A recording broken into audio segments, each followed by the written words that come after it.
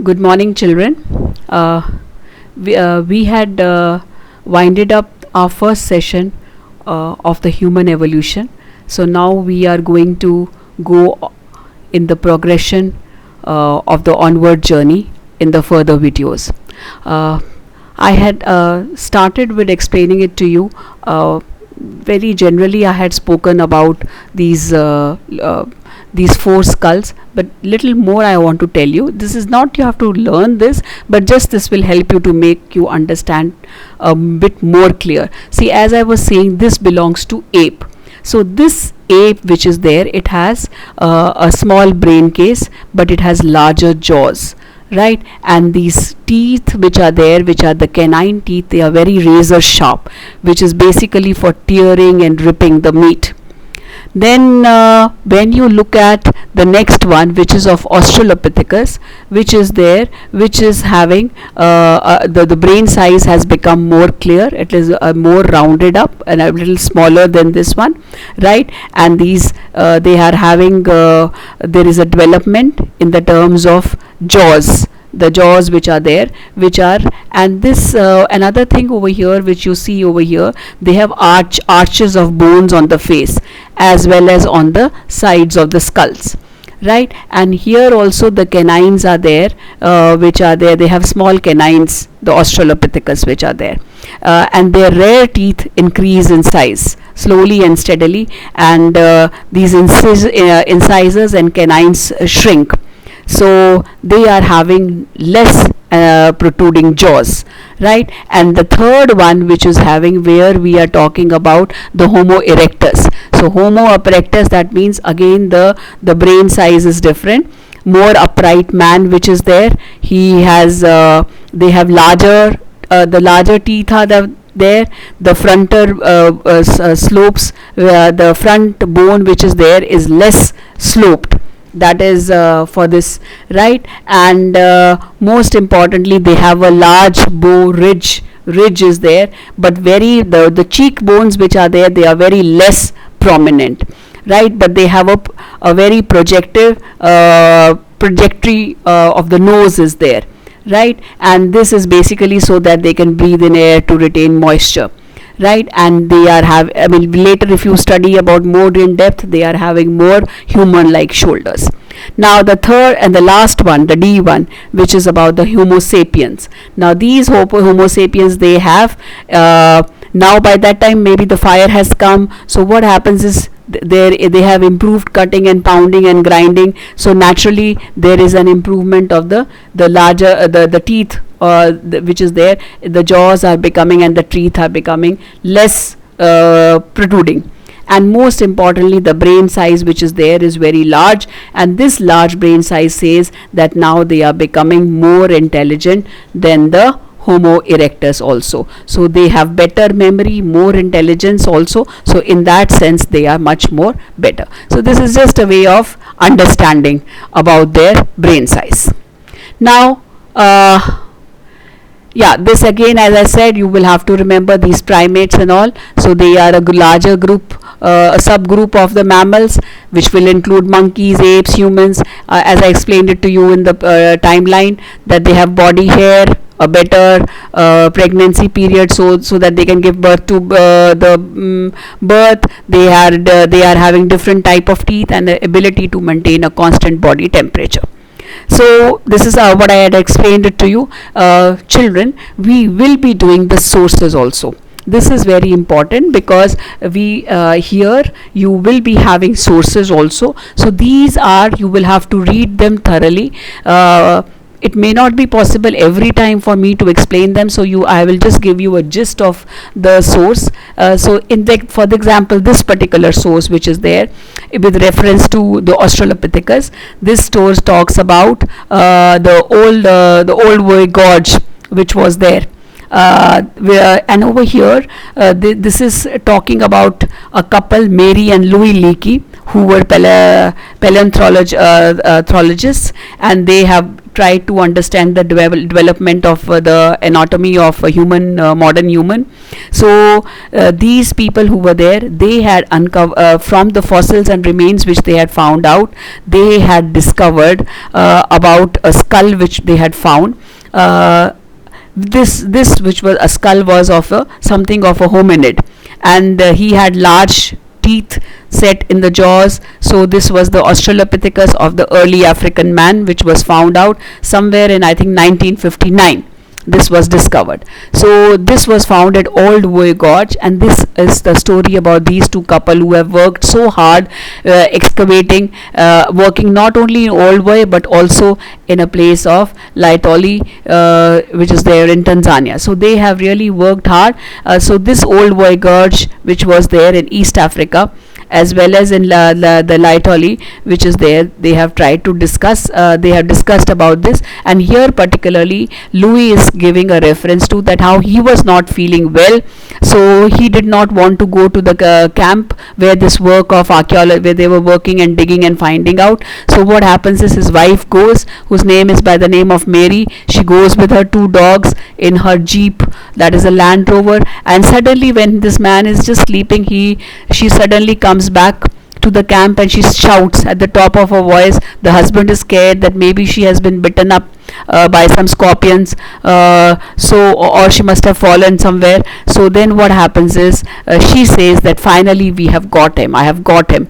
So she says the man whom we were looking for the last 23 years, finally we have found him, because we have found his teeth. And this teeth which she is talking about is the discovery of the hominid, that is talking in terms of the Australopithecus. So this is the story which is being referred to. So the question related to this can be something from inside the source, or it can be something which is correlated also, which can which could be related to Australopithecus or any question related to this. So in the exams, there are going to be 3 source based questions, and and each source is of 6 marks. So that means 18 marks are going to be for your source based questions. Details I will talk to you when we meet for the our class. So this is the reference to that. Now I start teaching you this particular topic with the next one, the further movement. We have talked about very importantly, children, we have discussed in detail, this I want you to remember always. We have talked about primates, then hominoids, hominids, Australopithecus, Homo, and inside Homo there are 3: Homo habilis, that is the tool maker; Homo erectus, upright man; Homo sapiens, the wise thinking man. So this is your complete chronology which you will have to remember till where we have referred till now. Now before we move ahead, it is very important to understand the positive feedback mechanism. Now this positive feedback mechanism basically says, see, till the time the animals were still on the all fours, they are climbing trees, but what is the change which is coming out when they have started walking on two, that means on 2 legs, and their 2 hands are now no longer hands are freed. So how does this positive feedback mechanism help? And in a way this tells us also about how this kind of a bipedal movement or locomotion will help in the tool making process. So this is very important. You will have to make this kind of a diagram to explain. Very importantly, children, if the person's hands are freed, right, for using tools or carrying infant objects, what happens is automatically with freed hands means now he can go in for upright walking. This upright walking, when it will have slowly and steadily, there will be more efficiency, and less energy will also be consumed while walking, right, as compared to the time when he was quadruped.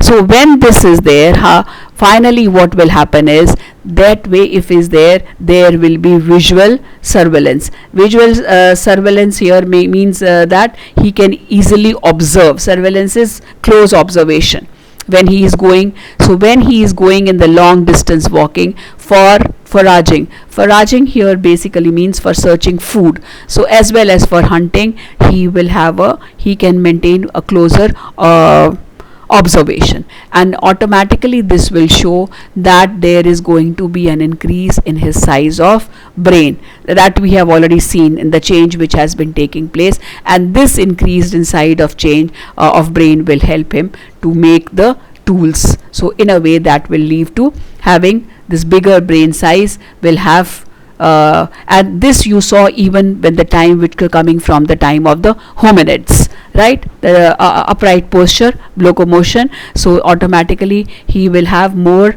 specialization of hands, and whereby he can make the tools.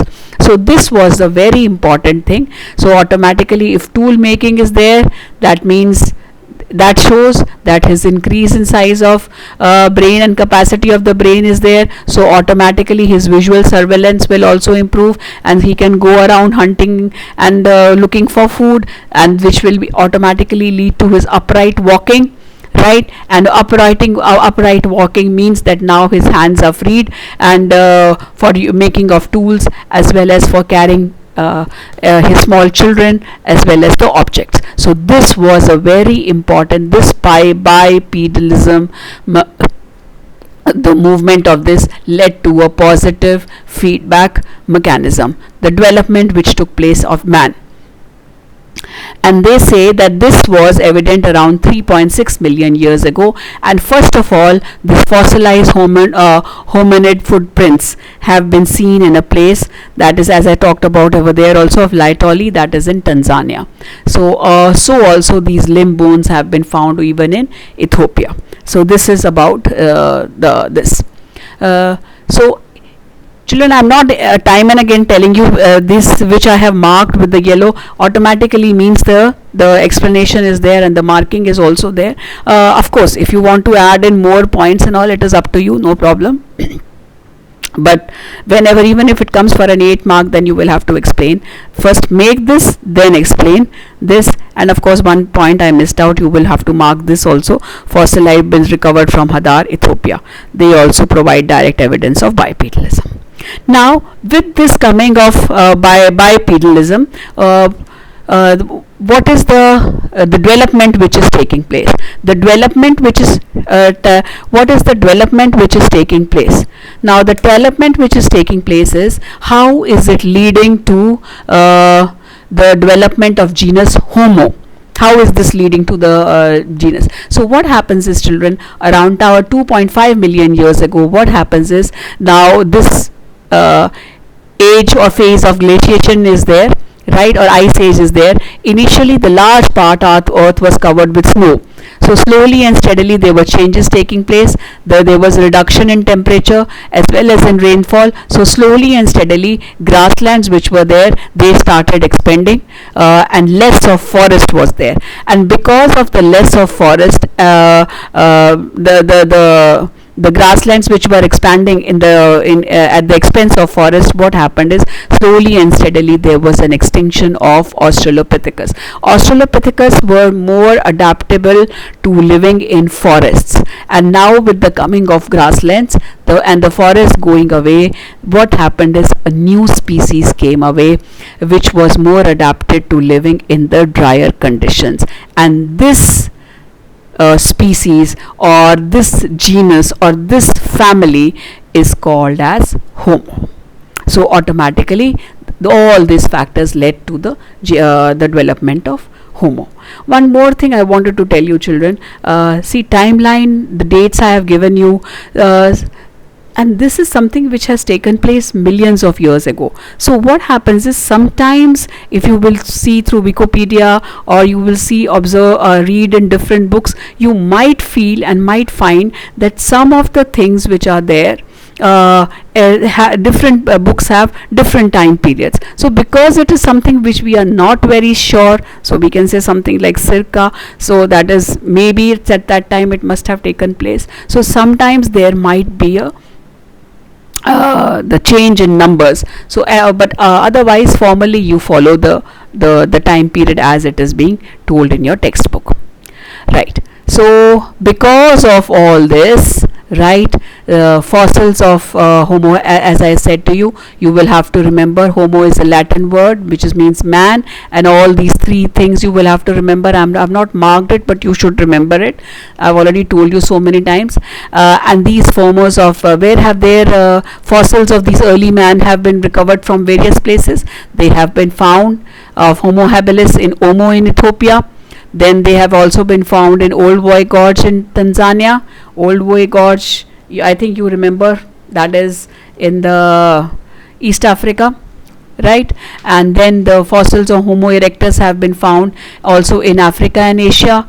And then slowly and steadily we have seen that how hominids were moving from East Africa, going to the southern and northern Africa, and perhaps from there moving to the northeastern Asia, then to Europe, and all this is taking place between 2 to 1.5 million years ago. So this is the change which is taking place. You go through this map and all. I will talk to you. Map we will have to study for this chapter particularly. I'll tell you which all the places which you will have to mark in the political part of the world map, which we will be doing in 11th standard. So you will be doing certain places, so you will have to remember. I'll tell you which are the places to be marked. Then along with this, the fossils which have been found in Heidelberg, right, which is a place in Germany. So those fossils of the homos which have been found, they are called as Homo heidelbergensis. And those which are found in Neanderthal Valley, again in Germany, they have been called as Homo neanderthalensis. So what happens is, these are the where they have been found. The categorization is on that basis. And which was the time period? Heidelbergensis was around this time, that is 0.8 to 0.1 million years ago, and the Neanderthals were occupying the Europe and Western Central Asia in this to 130,000 to 35,000 years ago, and slowly and steadily they started disappearing. So this is there. Right, so you will have to, don't have to learn too much in detail, but just very briefly you will have to remember that about the various these homos and the fossils where they have been found, and accordingly they have been categorized. So this is the part, and this of course what we were talking of Australopithecus and Homo. Here also there is that Homos have larger brains, jaws with reduced protrusion and smaller teeth. And increase in brain size means, as I said to you, better memory which is there of the Homos. So along with that, the jaws and teeth are also now they were having the dietary habits which are changing, and no longer are they cutting their meat the way they were tearing and ripping the meat. So automatically the jaws and the teeth protrusion also changes. So you will have to remember this in the differences which we studied previously. It is related to that. Yes. Now a very important question we are going to study is the story of human evolution, which is the origin of human evolution, which is there, the origin which is there. This I will try to explain it to you through my PPT which I have made. This is very nicely written, children. Not that what is written in your text is wrong or anything, but what I have explained in this particular is much more clear. Right, so what are the debates regarding the origin of human evolution? There are two major theories about the human evolution. The first one which we are going to talk about is the replacement model. See children, before I start teaching from word to word, replace means basically how did the origin of human evolution take place? So this theory basically says, replacement model is basically saying that all origins took place in Africa. So out of Africa, the archaic Homo sapien, he was found first in Africa, and then he went to Asia as well as Europe, and then it spread throughout the world. So the single origin of Homo sapien was basically from Africa, and then he moved to different places. So as and when he moved, there is wherever he went, automatically he adapted himself to that population, and so that is why wherever he settled down, the physical differences are because of that only. So basically it says is from Africa, then he went to other continents, as I explained to you. So whatever this evidence of genetic and anatomical uniformity of modern human is, there is a variation just in appearance only, because wherever he went and settled down, automatically he took to that. So that is why the genetic and the anatomical variation will be there. So first of all, the fossils of early human have been found in Homo and Ethiopia.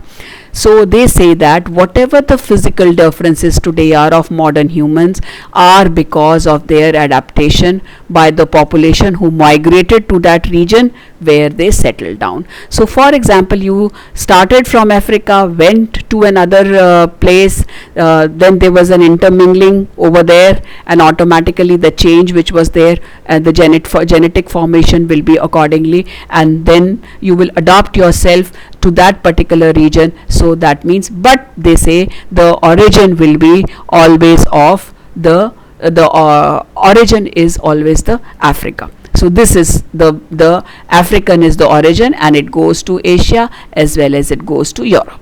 Now the next one which is there is the regional continuity model. Now this model which is there, the regional continuity model says that they are saying that these Homo sapiens, they were found in multiple parts of the world, and they evolved in their respective regions, and all this which was there was because of the local archaic the local archaic the local old human which was there. Wherever from there it was there, it was I mean the local archaic which was there, it was found in that particular region. Interbreeding was there, so therefore Homo sapiens are found in multiple parts of the world. They have evolved from the local archaic. Now this, they say, is, as I explained to you, Homo sapiens originated in different continents and gradually evolved at different rates into modern humans. So whatever their differences are in their appearance is very hence their differences are there in the appearance, naturally, because the look which will be there of an Asian or a European or an African is different, because Homo sapiens have originated in different regions and or continents. So, but they say the common ancestor was the Homo erectus, which was of Africa. They say there is a sufficient gene flow between Europe, Africa and Asia. That means people are coming, the Europeans are coming into contact with Africans, or Europeans are coming into contact with Asians. So naturally what happens is there will be intermingling of people, right? But they could have kept, but they have could have kept human line in a single species at one given time. So basically they are saying that there is intermingling happening or interbreeding of these populations. So this has led to the maintaining the cohesiveness or oneness of people and preserving whatever the differences which are there amongst the people. So there was a flow because of the intermingling or contacts of people. So whatever the regional differences which we find in the people or in their features are because the Homo erectus must have been different. So Homo erectus common is Homo erectus was from Africa, and the Homo sapien population is from whichever place they originated, whether it is from Asia, whether it is Europe, or whether it is any other.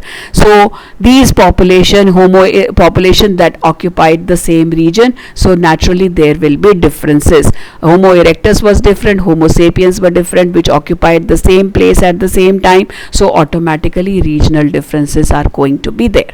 So this is in terms of the regional continuity model.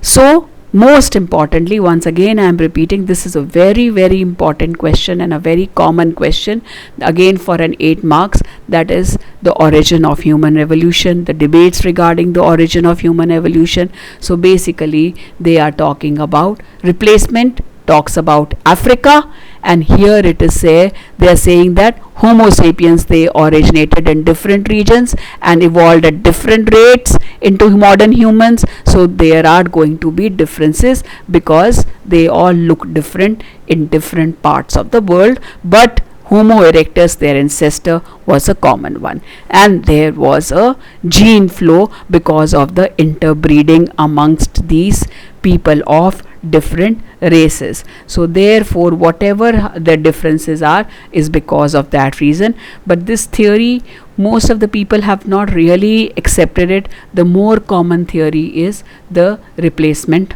model which was there. So I think this has made it clear to you in terms. So again, coming back to this, you have all the points over here, also the place of modern human, the various theories which are there, the multi-regional, your replacement model, as well as your the regional continuity model can also be called as your multi-regional continuity model also. So this is the explanation for this. I have just written over here also answer in notes. I was just saying the points are there, you can take from here, but it will be nice if you take it from the notes and from the PPT which is there. So this is just a explanation I have written over here, that answer in the notes. So I think this is a very this is the regional continuity model, and this is your replacement model. So very important topics we have done today, that is still the regional continuity model. Before I go ahead, I would like to wind up this session also, and because of the session of the human evolution, our progression in the onward journey will carry forward. So I would expect that kindly all of you go through the chapter, read, correlate with what is taught. Along with this, what I have explained here, you try to understand when I teach in the online classes, further perceive and understand, see through the PPT, and most importantly write the questions of the given worksheet. That is very important, and you will have to continuously learn and read, then only will you be able to understand the chapter in totality. Thank you.